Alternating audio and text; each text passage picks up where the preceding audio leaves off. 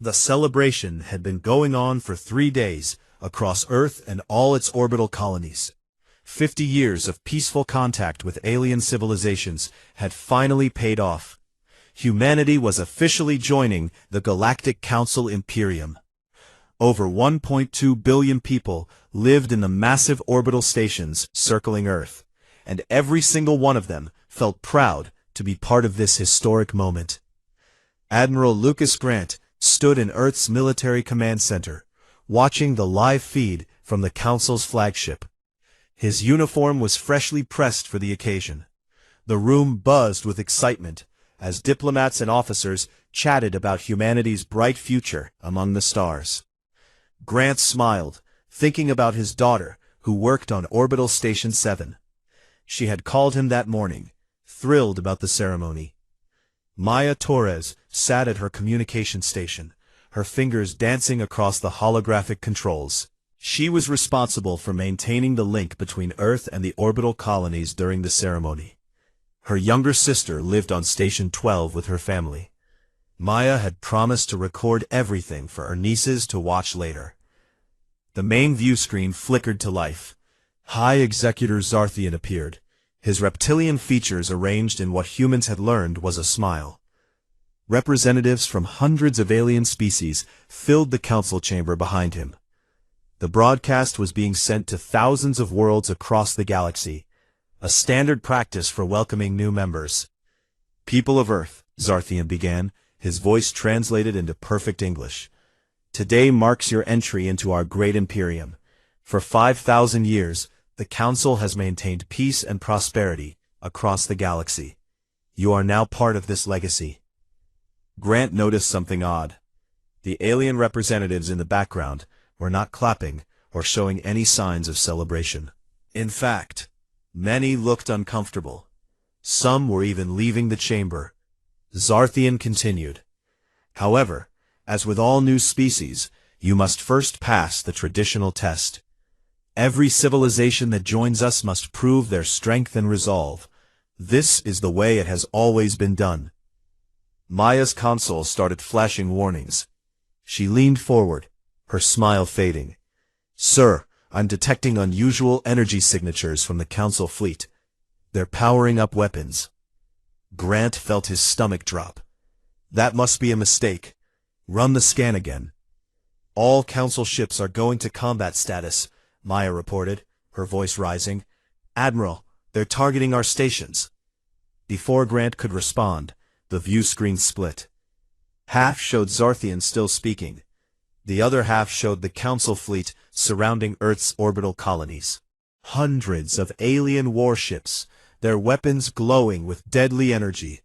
"The trial by fire is an ancient tradition," Zarthian explained calmly. "Only the strong deserve to stand with us. Defend yourselves, humans. Show the galaxy your worth." The first shots fired without further warning. Orbital Station 3 exploded in a brilliant flash of light. Grant watched in horror as the station, home to 90 million people, simply ceased to exist. The shockwave destroyed 2 smaller stations nearby. "Open fire! Defend the colonies!" Grant shouted. But even as he gave the order, he knew the truth. 3 years ago, as a gesture of goodwill and trust, humanity had dismantled all weapons from their orbital stations. The Council had specifically requested it as a condition for peace talks. Earth's military ships were all docked on the far side of the moon, too far away to help. The colonies were defenseless. Maya's console exploded with incoming transmissions, millions of voices screaming for help. She tried to respond to them all, tears streaming down her face. "Station 7 is hit. Station 12 is breaking apart. Station 5 is requesting immediate evacuation." But there's nowhere to evacuate to. One voice came through clearer than the others. "Maya, Maya, can you hear me?" It was her sister. I'm here," Maya sobbed. "Tell Mom and Dad I love them. Tell them we tried to get to the escape pods, but—" The transmission ended in static. Grant grabbed his command console. "Get President Wells on the line now. Mobilize every ship we have. I don't care if they're ready or not. Launch everything." The orders went out, but everyone in the command center knew they were too late. The Council fleet moved with precision, targeting each station in sequence. They were not trying to disable or capture. They were executing. Station 9 tried to surrender. They broadcast on all frequencies, begging for mercy. The Council ships destroyed it anyway. Station 15 attempted to run, firing their emergency thrusters to escape orbit. They made it 300 kilometers before alien missiles tore them apart. The massacre lasted 4 hours. The Council ships took their time, making sure each station was completely destroyed. They broadcast every moment across the galaxy, just as they had broadcast the ceremony. This was entertainment for some species, a lesson for others. Terror tactics that had kept the galaxy in line for thousands of years. Grant stood frozen, watching humanity's greatest achievement burn. Every station gone, every colony erased. 1.2 billion people dead in a single afternoon. His daughter, Maya's sister, millions of families, children, scientists, artists, teachers, and dreamers, gone. When the last station fell silent, Zarthian reappeared on the viewscript. His expression had not changed. Humanity has failed the trial. You are weak and unprepared for the responsibilities of Council membership. We will consider your reapplication in 10 years, should you choose to submit one. Perhaps by then, you will have learned strength. The Council fleet turned and vanished into faster-than-light travel, leaving behind only debris and silence. Maya sat at her console, staring at the screen. Her hands shook. Around the command center, people were crying, shouting, or sitting in stunned silence. Some were trying to find survivors in the wreckage. There were none. President Catherine Wells appeared on the command screen. Her face was pale, but her eyes were hard as steel. "Admiral Grant, recall all our ships to Earth orbit. Lock down every communication channel. I am calling an emergency session of the United Earth Assembly." "Madam President, we need to respond. We need to—" "We will respond, Admiral," Wells interrupted. Her voice was cold and quiet. "But not today. Today we count our dead. Tomorrow we make them count theirs." Grant looked at Maya, who was still trying to raise her sister on the dead channels. He looked at his officers, many of whom had lost family. He looked at the view screen, showing the debris field where 1.2 billion people used to live and dream and love. The Council thought they had taught humanity a lesson about strength and weakness. They thought Earth would beg to rejoin them in a decade, humbled and compliant like every other species before them. They had made the biggest mistake in galactic history. Humanity was about to teach them what real strength looked like. And the lesson would be written in fire across the stars. 3 days after the massacre, Earth was silent. No celebrations, no public gatherings. Every city on the planet felt like a graveyard.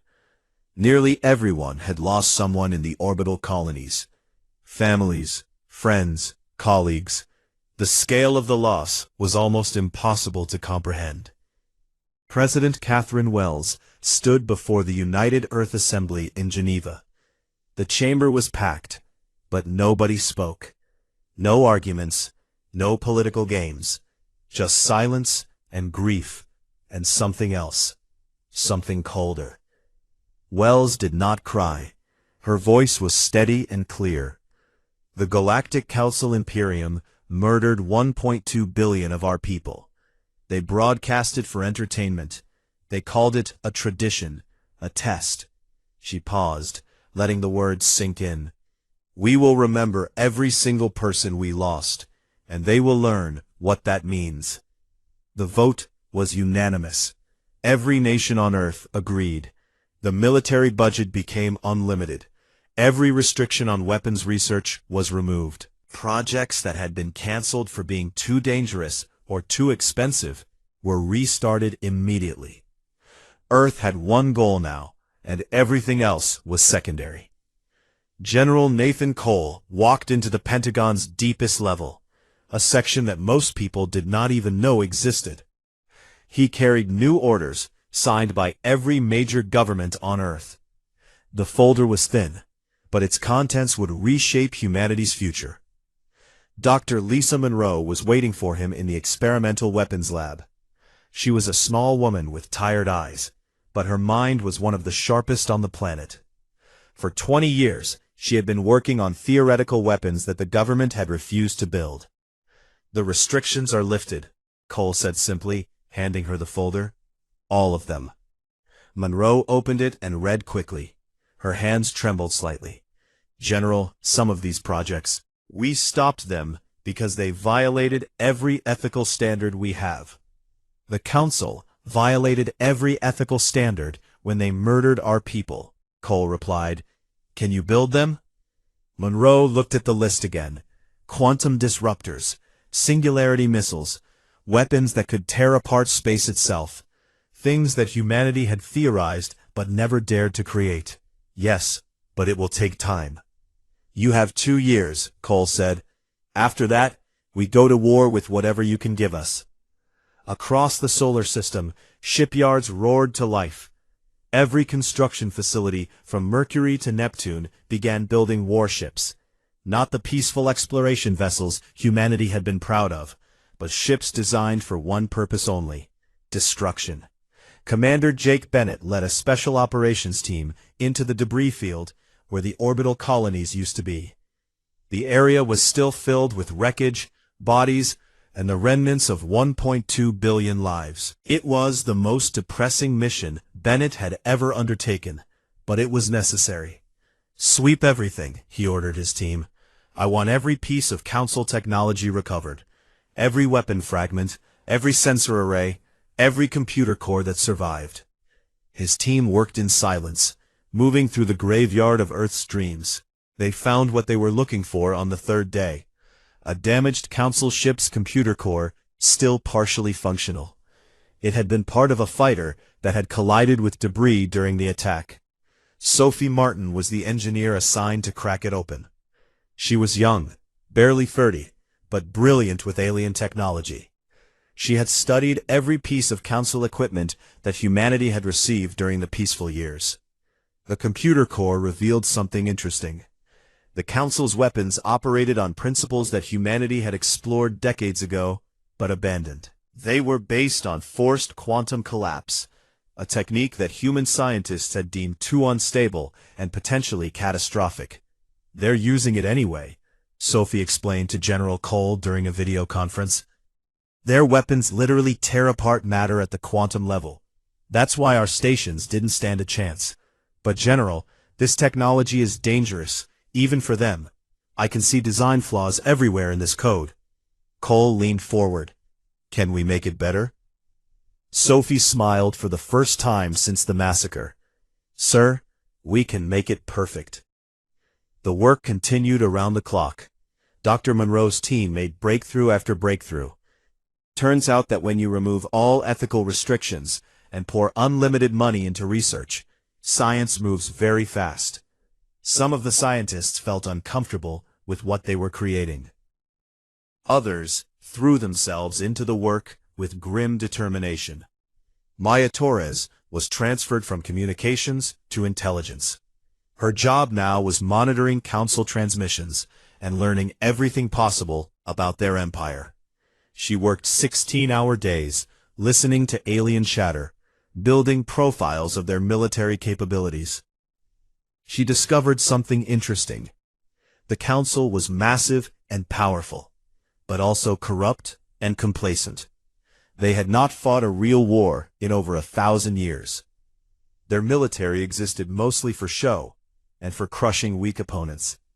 They had grown lazy. "They think they're invincible," Maya reported to Admiral Grant. "Every transmission we intercept shows the same attitude. They're not preparing for us. They're not worried. They think Earth will beg for forgiveness in a few years." Grant looked at the reports on his desk. Ship construction was ahead of schedule. Weapons development was proceeding faster than expected. Humanity's entire industrial capacity had been converted to military production. Let them think that. The longer they underestimate us, the better. Around the world, millions of people volunteered for military service. The recruitment centers could not process them fast enough. Young people who had lost parents, parents who had lost children, everyone wanted a chance to make the council pay. Ryan Foster was a civilian pilot before the massacre. His wife and 2 sons had been on Station 7. He was one of the first to volunteer, and one of the first selected for the new warship program. The training was brutal, pushing human limits with experimental drugs and neural implants that would allow pilots to interface directly with the new ships. "This might kill you," the medical officer warned him. "The technology is untested. Your brain might not be compatible with the Neuralink." Foster did not hesitate. "If I die, making sure the council pays for that. It's a good death." He survived the procedure. So did most of the volunteers. Humanity was changing, adapting, becoming something new, something harder and colder and more dangerous. President Wells visited the main shipyard above Earth, where the first of the new warships was taking shape. It was massive, black as space itself, and covered in weapons that seemed to bend light around them. The scientists called it the Retribution. "How long until it's ready?" she asked the chief engineer. 16 months, Madam President. Maybe 14 if we push the crews harder." Wells looked at the ship. Humanity's anger made physical. "Push them. The Council needs to learn that there are worse things in this galaxy than they are, and we're about to show them exactly what that means."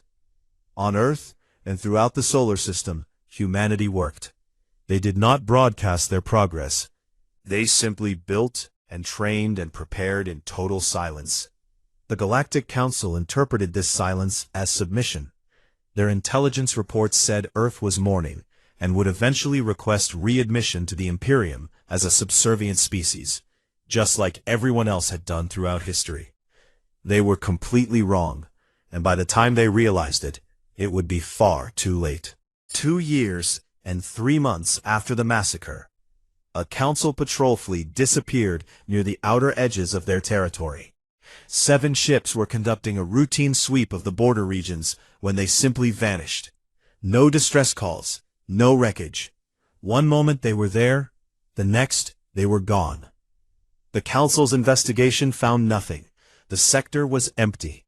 Some officials suggested a navigation error, or perhaps a jump drive malfunction that sent all 7 ships into dead space. The incident was filed away and forgotten. 3 months later, it happened again. This time, a supply convoy of 12 vessels vanished between 2 major Council worlds. The route was heavily traveled and well mapped. There was no reasonable explanation for how 12 large ships could disappear without a trace. Fear began to spread through the outer territories. Ship captains reported strange sensor readings, brief contacts that vanished before identification, shadows in deep space where nothing should be. The Council dismissed these reports as panic and imagination. Then the attacks became impossible to ignore. An entire battle group, 23 warships strong, vanished while investigating the previous disappearances. This time, one ship managed to send a partial transmission before going silent. 3 words in the pilot's terrified voice: "Humans, they're here." The Galactic Council called an emergency session. High Executor Zarthian addressed the assembled representatives with unusual concern. "We are investigating these incidents. There is no evidence that Earth has the capability to threaten our forces. They are likely unrelated accidents." He was still speaking when the transmission interrupted every screen in the Council chamber, every view screen on every Council world, every communication device across the entire Imperium. The signal was impossible to block or trace. Captain Ryan Foster appeared on the screens. He sat in the command chair of a ship unlike anything the galaxy had ever seen. Behind him, displays showed weapon systems that seemed to warp reality itself. The ship's interior was dark. lit only by blue emergency lighting that made Foster look like a ghost. "People of the Galactic Council," Foster began. His voice was calm, almost conversational. "2 years ago, you broadcast the murder of 1.2 billion humans. You called it a tradition. You called it a test. You wanted to teach us about strength." He stood up, walking toward the main camera. "We've been learning, and now it's time for your lesson. You showed us your broadcast. Now watch ours." The feed switched to external cameras. Foster's ship, the Retribution, hung in space near a massive Council fleet assembly point. 40 Council warships surrounded a strategic space station. It was one of their major military hubs, home to thousands of personnel. "You wanted to see if we were strong enough to join you," Foster continued. "Let me show you what strength looks like when it's properly motivated." The Retribution moved, not with the slow acceleration of normal ships, but with impossible speed. 1 second it was stationary, the next it was in the middle of the Council formation. The alien ships tried to react, but they were too slow. Foster's ship fired. The weapons did not look like traditional lasers or missiles. They looked like tears in space itself. Reality seemed to break where the beams touched. The first Council ship simply folded in on itself, crushed by its own gravity. The second exploded, as its fusion core was quantum collapsed from 1,000 kilometers away. The Council fleet tried to fight back. They fired everything they had: plasma cannons, particle beams, fusion torpedoes. The Retribution's shields absorbed it all, then reflected the energy back at the attackers. 3 more Council ships destroyed by their own weapons. Admiral Lucas Grant watched from Earth's command center as Foster tore through the Council fleet. The Retribution moved like a dancer, like something alive. The Neuralink technology allowed Foster to control the ship as naturally as his own body. He dodged and weaved through enemy fire, destroying ships with almost casual precision. 12 Council ships destroyed in 8 minutes. The station tried to surrender, broadcasting on all frequencies. Foster ignored them, just as the Council had ignored Earth's colonies when they begged for mercy. The station's weapons batteries opened fire in desperation. The Retribution's response was devastating. A single missile, glowing with impossible energies, struck the station's core.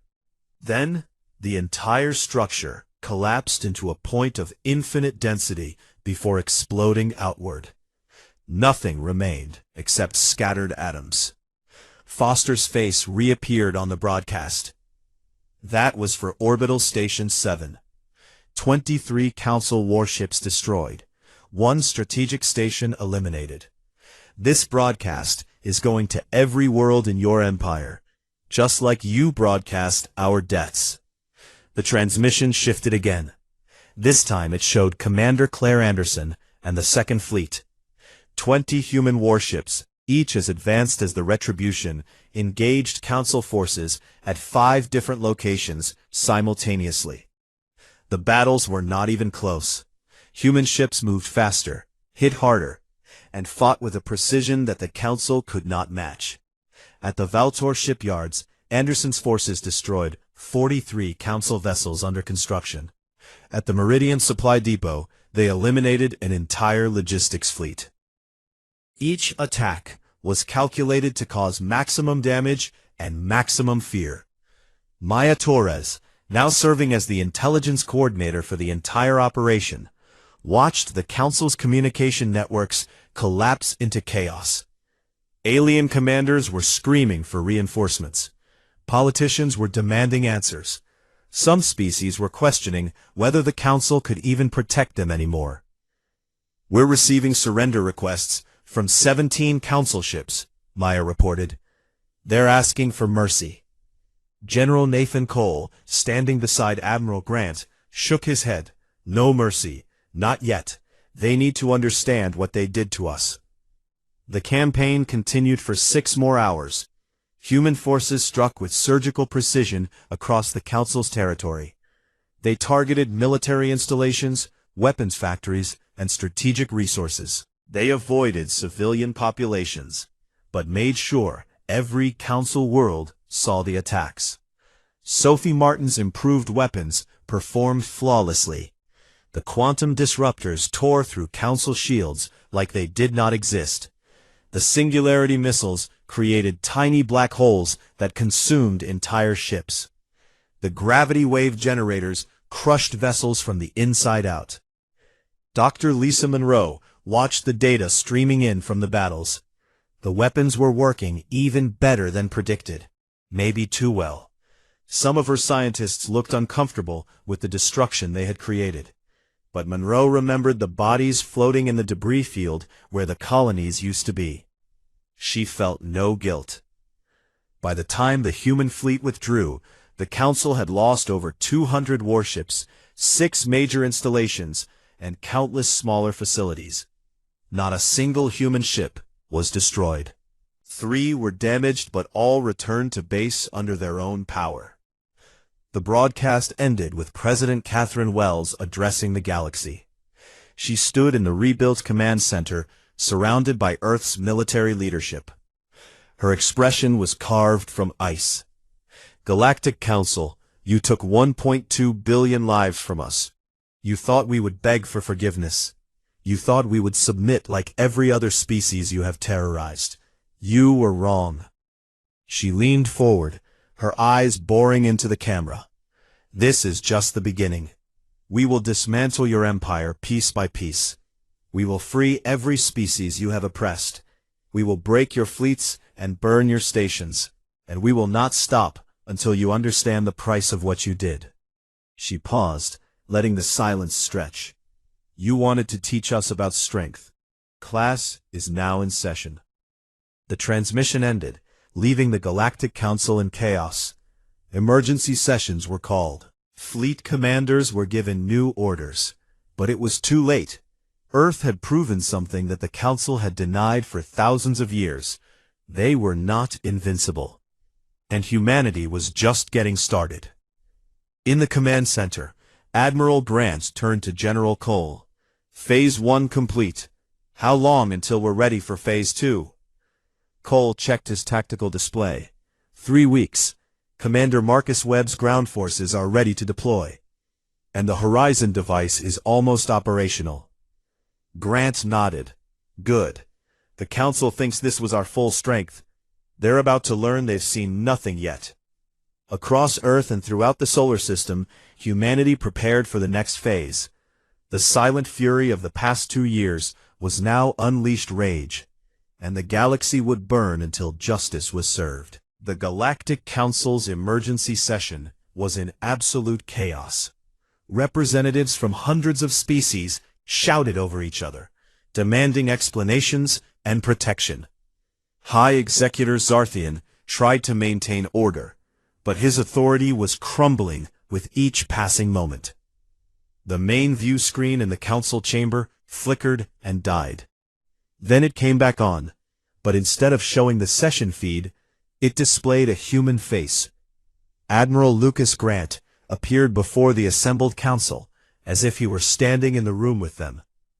Security personnel rushed to shut down the system, but nothing worked. How did you breach our chamber? Zarthian demanded, his reptilian features twisted in rage and fear. Grant smiled coldly. The same way we've been inside your networks for the past year. You never even knew we were there.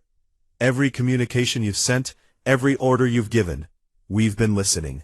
Your security is a joke. He leaned back in his chair, completely relaxed. I'm not here to trade words with you, Zarthian. I'm here to deliver a message. You took 1.2 billion from us. We will dismantle your Imperium piece by piece until you understand the price of that mistake. This is not a negotiation. This is a promise. The transmission ended, leaving the council in stunned silence. Then panic set in. If humans could hack their most secure facility, what else could they access? Weapon systems, life support, fleet coordinates. The foundation of their power was cracking. 3 weeks after the first attacks, the human campaign intensified. But this time, it was not just warships. Colonel Marcus Webb, led the first ground deployment in the Talvos system, where the Council had been occupying a species called the Korthan for over 50 years. The Korthan were humanoid, but smaller, with blue skin and large eyes. The Council had conquered their world to strip mine valuable minerals, forcing the population into labor camps. The Korthan resistance had fought for decades, but lacked the weapons to win. Webb's dropships descended on the main Council garrison, without warning. His Marines were equipped with powered armor that made them faster and stronger than any Council soldier. The battle was over in 4 hours. 2,000 Council troops captured, their weapons seized, and the labor camps liberated.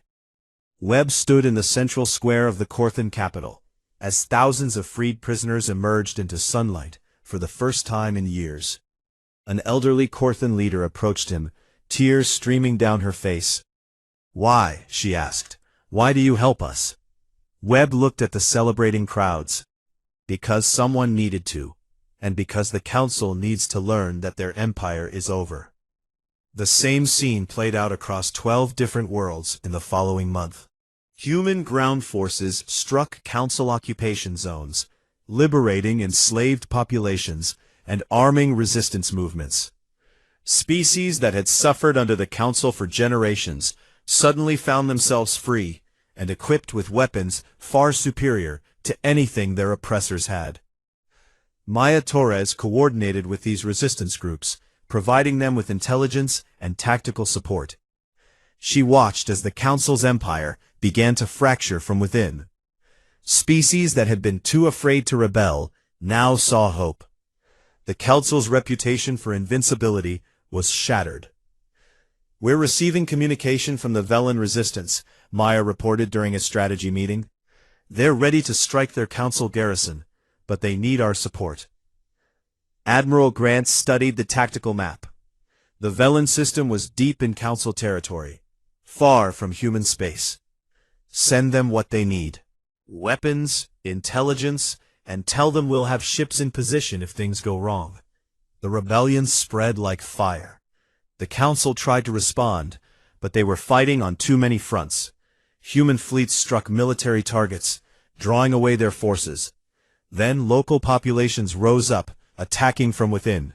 The strategy was devastatingly effective. Dr. Lisa Monroe unveiled her latest creation during a classified briefing. She called it the Horizon device, and it looked like a massive satellite array. General Nathan Cole studied the schematics with growing appreciation. "It disrupts faster than light travel?" Cole asked. "More than that," Monroe explained. "It makes it impossible. Any ship trying to jump to FTL within the affected area simply fails. The effect can cover an entire star system, or even multiple systems, if we deploy several devices." The implications were staggering.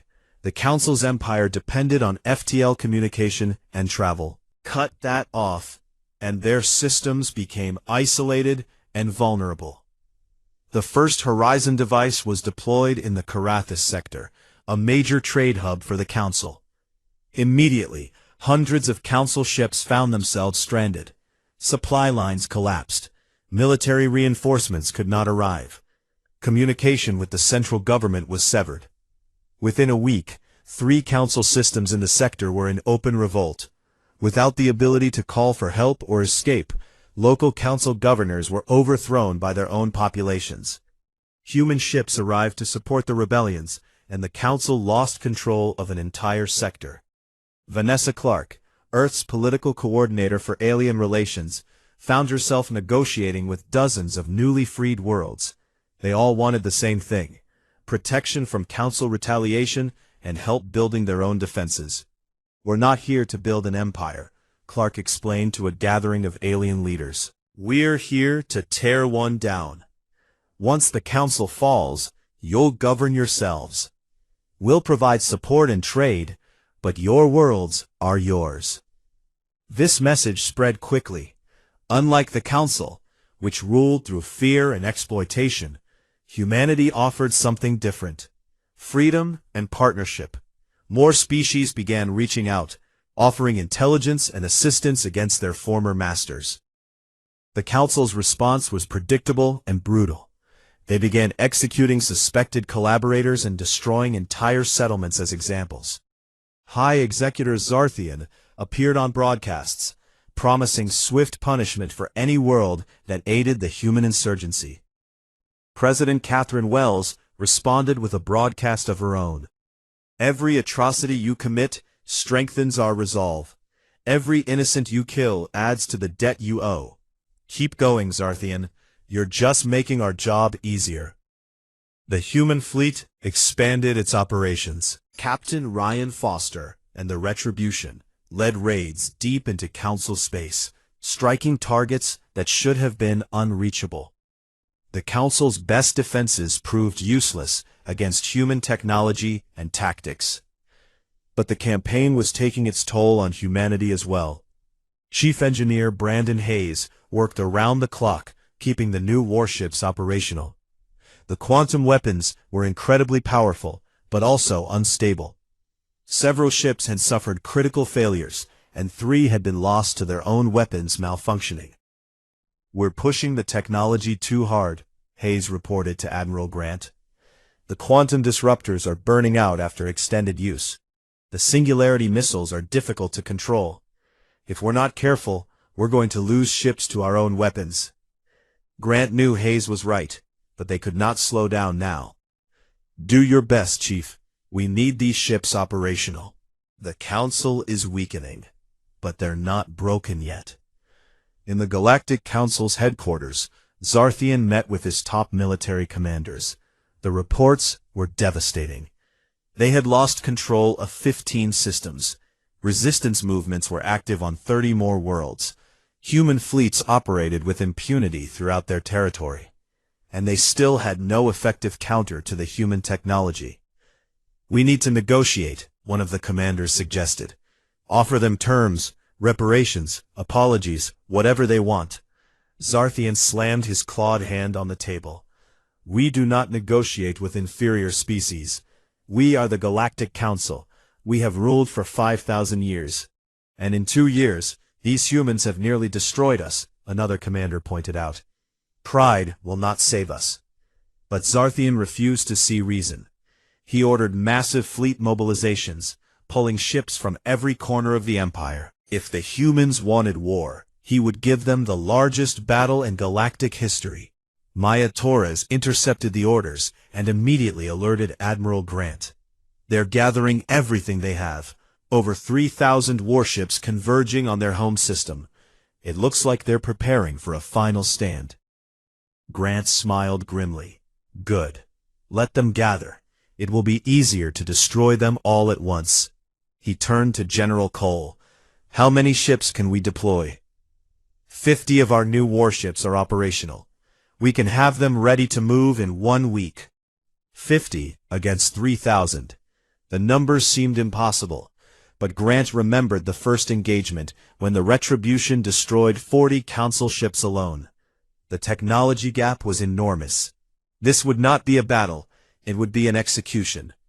But victory would come with a price. As the human fleet prepared for the final confrontation, some officers began questioning what they were becoming. The thirst for vengeance was turning into something darker. Commander Claire Anderson expressed her concerns privately to Grant. "Sir, we've already won. The Council is broken. Their empire is collapsing. Do we really need to destroy their entire fleet?" Grant looked at her with tired eyes. "They killed 1.2 billion of our people, Claire. They did it on purpose, for entertainment. Yes, we need to finish this." Humanity stood on the edge of total victory. But the question remained. What would they become in achieving it? The Council homeworld of Zentara hung in space like a jewel, surrounded by the largest fleet in galactic history. 3,000 warships from every member species pulled from across the Empire. High Executor Zarthian stood on the bridge of his flagship, watching the defensive formations take shape. This was everything the Council had left. If they lost here, their 5,000-year empire would end. Admiral Lucas Grant stood aboard the Remembrance, humanity's newest and most powerful warship. President Catherine Wells was beside him, having insisted on being present for the final battle. Behind them, 49 other human ships hung in the darkness, ready to strike. "They're offering to negotiate," Maya Torres reported from her communication station. "Sarthian himself. He's asking for terms." Grant looked at President Wells. This was her decision to make. Wells studied the tactical display, showing the massive Council fleet. 50 human ships against 3,000. The numbers looked impossible, but she knew better. Human technology had evolved beyond anything the Council could match. They could win this battle. The question was whether they should. "What are they offering?" Wells asked. Maya read the transmission. "Full apology. War crimes trials for everyone involved in the massacre. Reparations of whatever amount we demand. Dissolution of the Council's military command structure. And a permanent seat on a new governing body with veto power." It was everything Earth had wanted when they started this campaign. Complete victory without firing another shot. Captain Ryan Foster listened to the offer from his position on the Retribution. His hands tightened on the command console. His wife and sons were dead because of these people. They had broadcast their murder to the galaxy for entertainment. And now they wanted mercy? "We should reject it," Foster said over the command channel. "Destroy their fleet. Make sure they never threaten anyone again." Commander Claire Anderson disagreed immediately. "We've already won. The Council is broken. Accepting their surrender achieves everything we wanted without more bloodshed." The debate spread through Earth's command structure. Some officers wanted total military victory. Others felt they had made their point, and further fighting was unnecessary. The arguments grew heated. Major Olivia Price, a Marine commander who had lost her entire family in the orbital colonies, spoke up. "My parents, my sister, my 2 brothers, all dead. The Council killed them and called it tradition. I say we finish this. Burn their fleet. Make sure the galaxy never forgets what happens when you cross humanity." General Nathan Cole understood her rage. He felt it himself. "If we destroy their fleet, we become exactly what they are, conquerors who rule through fear. Is that what we want?" Dr. Lisa Monroe watched from Earth, monitoring the weapon systems on the human fleet. The quantum disruptors were charged and ready. The singularity missiles were armed. Her creations could wipe out the Council fleet in hours. But she felt sick thinking about it. "We built these weapons for justice," she said during a video conference with the command staff. "Justice has been achieved. The Council is defeated. Their empire is falling apart. Using these weapons now would just be revenge." Lieutenant Eric Shaw, a young officer who had volunteered immediately after the massacre, broke down during the discussion. "I joined because I wanted to make them pay. I trained for 2 years, thinking about nothing but killing them. But now, looking at this, I don't even recognize myself anymore. What have we become?" Many of the officers and soldiers felt the same way. They had started this campaign for justice and liberation. But somewhere along the way, the line between justice and vengeance had blurred. Captain Nicole Stone, the chief psychologist for Earth's military, delivered her report to President Wells. "Madam President, our forces are showing signs of severe psychological stress, PTSD, moral injury, dissociation. We've been fighting for 2 years with one goal, destroying the Council. Many of our people don't know who they are without that mission." Wells read the report in silence, thousands of personnel struggling with what they had done and what they had become. The war had been necessary, but it had changed them all. Admiral Grant made a suggestion. "We can accept their surrender, but on our terms. Trials for the leadership, complete military disarmament, dissolution of the Council structure, and creation of a new galactic government that includes all species, not just the powerful ones." "They won't agree to complete disarmament," General Cole pointed out. "Then we show them we're serious," Grant replied. He ordered the fleet to move into attack formation. The human ships advanced, their weapons charging. The Council fleet panicked, ships scrambling to respond. Then Grant broadcast a message to Zarthian. You have 1 hour to accept our terms, complete and total. No negotiations. If you refuse, we will destroy your fleet and then dismantle your civilization piece by piece. Choose wisely. The hour passed in tense silence. Council commanders argued with Zarthian, begging him to accept. Some of their member species were already abandoning the formation, refusing to die for a lost cause. With 10 minutes remaining, Zarthian transmitted his acceptance. The council would surrender completely and unconditionally. Foster wanted to argue, wanted to demand they fight anyway. But he looked at his crew, saw their exhausted faces and haunted eyes. They had been at war for 2 years straight. They were tired. They were damaged. Maybe winning did not require more killing. The surrender was formalized aboard the Remembrance. Zarthian and the council's leadership were taken into custody to await trial. Their fleet was disarmed and dispersed. The council's government was dissolved by unanimous vote of their own member species, who were eager to distance themselves from the defeated regime. President Wells addressed the galaxy one final time. The Galactic Council Imperium is no more. In its place, we will build something better. A true assembly where all species have a voice, where strength is measured not by the ability to destroy, but by the courage to protect those who cannot protect themselves. She paused, her expression softening slightly. We unleashed our wrath because you gave us no choice. We won because we had to. But we hope and we pray that in victory we can remember how to be human again. The killing is over. Now the real work begins. The trials took 6 months. Zarthian and 47 other council officials were found guilty of genocide and crimes against sentient beings. They were imprisoned on a remote world, forced to live with what they had done. But the victory felt hollow for many humans. Colonel Marcus Webb, who had liberated dozens of worlds, struggled to adjust to peacetime. Major Price could not sleep without seeing the faces of her dead family.